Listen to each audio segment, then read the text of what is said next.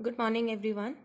Yesterday we have studied about the chapter force and laws of motion. So there are topics like force, what is force, what are the effects of force, what do you mean by resultant force. These all topics we have studied.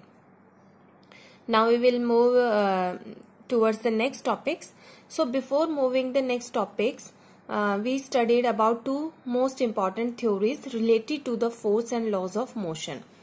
So the first theory is Aristotle theory. Aristotle is a scientist who gave his theory on the to describe the motion of an object.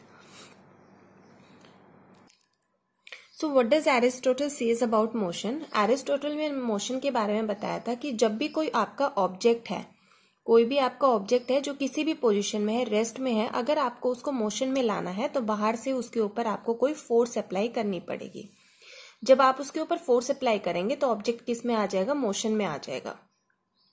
और अगर कोई object already motion में है, उसको अगर आपने stop करना है तो भी उसके लिए आपको फोर्स अप्लाई करनी पड़ेगी. तो ये चीजें आप ऑलरेडी पहले पढ़ चुके हैं. टू न्यू कंसेप्ट्स उन्होंने बताए थे, मास से रिलेटेड एंड मीडियम से related. First of all we will discuss the effect of mass on the object. उन्होंने क्या किया, एक पर्टिकुलर हाइट पर कोई दो ऑब्जेक्ट लिए. एक हैवी ऑब्जेक्ट था and the other one is light object. This is heavy and this is light. According to his theory, अगर दोनों ऑब्जेक्ट को किसी एक पर्टिकुलर हाइट से नीचे गिराया जाएगा, the heavier object will come down fast as compare to the lighter object. The lighter object will move slow. It means कि हैवियर ऑब्जेक्ट जो अर्थ का सरफेस है उसको पहले टच करेगा as compare to the lighter ones. Second, उन्होंने जो concept दिया था वो मीडियम से रिलेटेड दिया था. Suppose we have two medium, this is air medium and this is water medium. Here water and here only air. Okay, so we have two objects of same mass. Okay, two object of same mass. Now we will allow to move them in downward direction. Okay, यहां पर उन्होंने क्या देखा कि जब दोनों के दोनों ऑब्जेक्ट जो कि सेम मास के थे नीचे आ रहे हैं, तो जो एयर है, एयर मीडियम वाला ऑब्जेक्ट पहले सरफेस पे आएगा और वाटर वाला ऑब्जेक्ट बाद में आएगा, later on. Means this object will move slow as compare to this object. This object will move fast. Air में जो पार्टिकल्स होते हैं वो एक दूसरे से बहुत ज्यादा डिस्टेंस पे होते हैं. उन्होंने कंक्लूड किया कि एयर जो है वो लेस रेजिस्टेंस प्रोवाइड करेगी किसी भी ऑब्जेक्ट को मूव करने में, लेकिन जो वाटर है वो मोर रेजिस्टेंस प्रोवाइड करेगा. रेजिस्टेंस मीन्स उसको रोकता है, ऑब्जेक्ट के मोशन को रोकता है, वो मोर रेजिस्टेंस ऑफर कर रहा है. तो इसीलिए ऑब्जेक्ट क्या है, स्लो जा रहा है. तो ये जो थ्योरीज थी ये यूरोपियन जो यूनिवर्सिटीज थी, यूरोपियन यूनिवर्सिटीज में वेल एस्टेब्लिश्ड थी. वहां पर इन्हीं सारी थ्योरीज के अकॉर्डिंग स्टडी की जाती थी. यूरोपियन यूनिवर्सिटीज में ही गैलीलियो की स्टडी हुई थी. Galileo is also a scientist. उन्होंने जब ये चीजें पढ़ी तो उन्होंने इन थ्योरीज को क्या किया, चैलेंज किया. उन्होंने बोला कि ऐसे नहीं हो सकता. उन्होंने एक एक्सपेरिमेंट परफॉर्म किया. He reaches to a height h. किसी एक टावर पर पहुंचे जिसकी हाइट क्या थी, h थी. वहां पर उन्होंने दो ऑब्जेक्ट रखे, one is heavier and other one is lighter. और उन्होंने उन दोनों को नीचे की तरफ फॉल करने के लिए अलाउ किया. जैसे ही उन्होंने इन दोनों के ऊपर फोर्स लगाई, this object and this object is in rest position, उन्होंने फोर्स लगा के हल्का सा इसको पुश किया, क्योंकि कोई भी ऑब्जेक्ट रेस्ट में है वो अपने आप मोशन में नहीं आएगा. ठीक है, तो इन्होंने क्या किया, उसको पुश किया, हैवियर को और लाइटर को. तो जैसे ही ये दोनों ऑब्जेक्ट आए, दोनों के दोनों ऑब्जेक्ट सेम स्पीड से अर्थ के सरफेस पर पहुंचे और सेम टाइम में. इन्होंने अर्थ के सरफेस तक पहुंचने में सेम स्पीड से ट्रेवल किया और सेम टाइम तक आए, जिससे कि जो एरिस्टोटल की ये वाली थ्योरी थी कि मास के ऊपर डिपेंड करता है ऑब्जेक्ट की फोर्स, तो वो वहां पर क्या हो गई, क्रॉस हो गई, गलत हो गई. सो गैलीलियो ने और भी चीजें बताई, मोशन के बारे में और भी चीजों को उन्होंने एक्सप्लेन किया. But he took example by a inclined plane. Inclined plane क्या होता है? आपके पास 3 तरह के प्लेन होते हैं। This is a vertical plane, this is horizontal plane,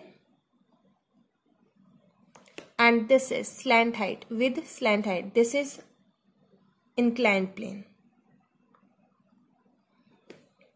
Okay, you have 3 types of plane: vertical plane, horizontal plane and inclined plane.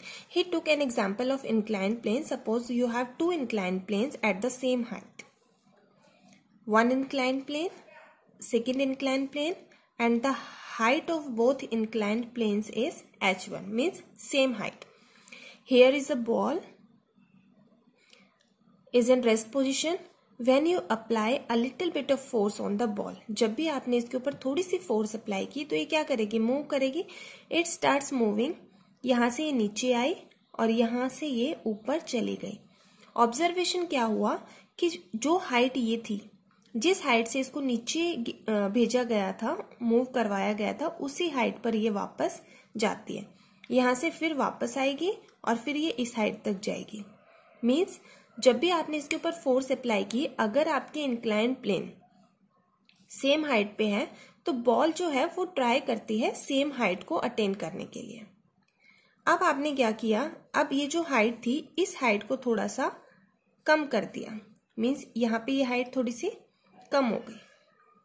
ठीक है, तो ये जो बॉल आएगी इसी डायरेक्शन में आएगी और यहां से होती हुई यहां पर जाकर रुकेगी.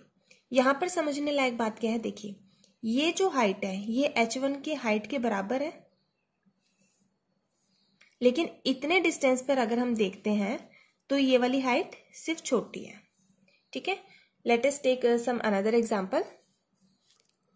सी, we have some inclined planes. एक इंक्लाइंड प्लेन ये है जिसकी हाइट हमारी h है. तो h पे ही हमने कुछ इंक्लाइंड प्लेन बना ली. ये देखिए, इसकी स्लोप सबसे ज्यादा है s1 की, S2 की स्लोप उससे कम है, S3 की उससे कम है और ये S4 उससे ज्यादा कम है. ये जो इंक्लाइंड प्लेन है हॉरिजॉन्टल के साथ एंगल बना रहा है थीटा. S1 हॉरिजॉन्टल के साथ एंगल बना रहा है थीटा 1, S2 बना रहा है theta 2, S3 theta 3 and S4 theta 4. ठीक है, और जैसे जैसे एंगल ये क्या हो रहा है? डिक्रीज होते जा रहे हैं. स्लोप भी क्या हो रही है? डिक्रीज हो रही है. ओके, अब यहाँ पे आपकी बॉल है. जब वो हाइट h पर है तो आपकी बॉल नीचे आएगी और वो कितना ट्रेवल करेगी? अगर इन दोनों की सेम हाइट है तो वो सेम डिस्टेंस ट्रेवल करेगी, सेम हाइट पर जाएगी. उसके बाद आप लोगों ने इसकी हाइट को थोड़ा, ये जो स्लोप है इसकी स्लोप से थोड़ा कम स्लोप कर दिया, इसको स्लोप डिक्रीज हो गई. बॉल यहां से आई और यहाँ S2 हाइट पे, हाइट वो हमेशा सेम अटेन करेगी. लेकिन आप एक चीज देख सकते हो कि यहां से लेकर यहां तक का S1 का जो डिस्टेंस है और ये वाला जो डिस्टेंस है इसमें डिफरेंस है. S2 के टाइम पे जब स्लोप थोड़ी कम हो गई तो वो डिस्टेंस ज्यादा ट्रेवल कर रही है लेकिन हाइट सेम जा रही है. थर्ड केस में देखिए, बॉल यहां से आएगी, यहां पर जब वो S3 स्लोप के अकॉर्डिंग जाएगी, स्लोप और कम है, तो ये जो लेंथ है इस लेंथ के कंपैरिजन में ज्यादा है. You can easily view it, otherwise you can measure it from the scale. Okay, this length is less than this length, means height will be same. Same height को ही हर बार attain करने की कोशिश करेगी, but at that time जो इसका distance है वो बढ़ता जाएगा. Now you can see from the distance 4, from here to here the distance is large but the height is same. means what Galileo observed कि हर बार जो आपके inclined planes हैं, the ball tries to reach at the same height every time whatever be the distance. जब आप क्या करेंगे, ये जो आपके inclined plane है इनको बार बार डिक्रीज करके आपने क्या किया, फाइनली उसको हॉरिजॉन्टल बना दिया. एट दैट टाइम जो बॉल है आपकी वो कंटिन्यूसली मूव करती जाएगी, ट्राई करेगी कि वो कंटिन्यूसली मूव करती जाए. It tries to reach the same height, लेकिन हॉरिजॉन्टल है वो सेम हाइट पे नहीं पहुंच पाएगी. So it is continuously moving unless there is an external force applied on it. जब तक एक्सटर्नल फोर्स इस पे अप्लाइड नहीं होगी इट कंटिन्यूसली मूव. और एक्सटर्नल फोर्स कौन सी अप्लाई होगी? फोर्स ऑफ फ्रिक्शन, जिसकी वजह से वो थोड़ी देर के बाद रुक जाएगी. सो ये हमारी 2 थ्योरीज थी, Aristotle theory and Galileo's theory, जो कि फोर्स को या मोशन को रिलेट करके आपस में एक्सप्लेन कर रही थी. From next module, we will start Newton's laws of motion. These are very important types of motion. So before going, so this module is up to here only. Next things we will study in next module. Thank you.